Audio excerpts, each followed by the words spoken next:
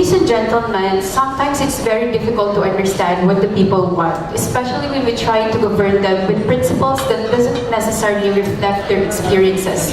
When majority of the Filipinos declared that they wanted to prioritize the war on drugs, they didn't say yes just because they were convinced by a very charismatic platform. They were enraged enough to say yes because they want to win this battle, because being a victim of drug syndicates is a story that is closest to their homes.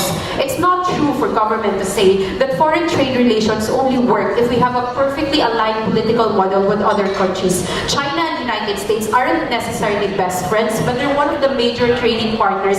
The reason being is because when a trade relation is compromised, liabilities will be present for both parties. That's why it's called trade, and countries continue to do it even if they have completely different means of dealing with their problems at home, because we have the mutual interest to make sure that our economy is stable first and opportunities actually exist in our country. But let's assume that maybe our trading partners are also have interest in making sure that human rights is kept intact in the Philippines. If trades and aids are given in good faith, no matter how difficult it is to deal with the current administrations, these countries will still find a way to reach out to these communities, because that's what human rights is all about. It's non-negotiable, which means that even if there are existing disagreements with these countries and the current administrations, there are so many other ways to find out, to reach out to these communities. Probably investor aids, probably turn your aids to investments that actually matters within these kinds of communities. So we think that in that particular arena, it doesn't necessarily reflect if a certain country is actually really in that particular agenda. We think that there are still so many ways to be able to tackle down these kinds of problems. But then again, it wouldn't be fair for us to defend EJK, because that's not what we're here for. We're here to defend our ability to prioritize the war on drugs. Is it a legitimate plight? Can we do better than the current administration?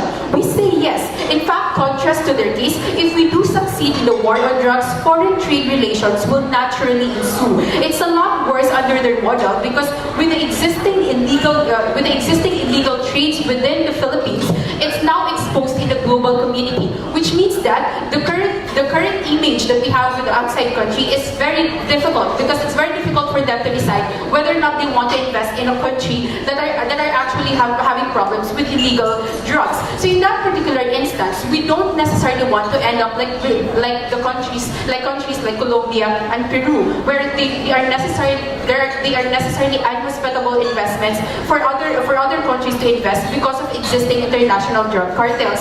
So given this kind of analysis, we think that wherever they may go, these kinds of trades and aids will still exist, because human rights is not negotiable, even if there are necessarily disagreements with these kinds of state policies that are existing. But furthermore, we need to analyze the human side of this war. Comparatively, if their model works, we have an international community that praises us for our ability to actually abide with the rules of our agreement. But are our people happy? Are our people within the communities that we never talked about actually living the life that we want? We think that no. Have we looked at this on the lens of the people in Marantao or in Butig in the southern part of the Philippines?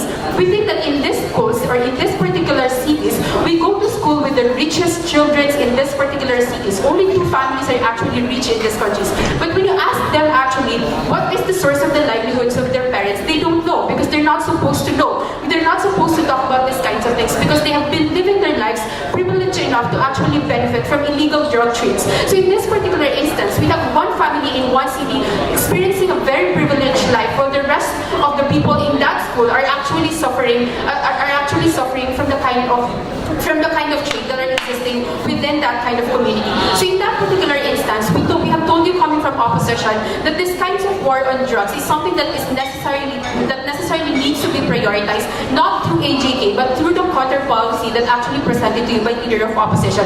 We think that only then can we understand the human side of this war, the moment we start looking at it at the lens of the people who are truly affected by these drugs. Thank you.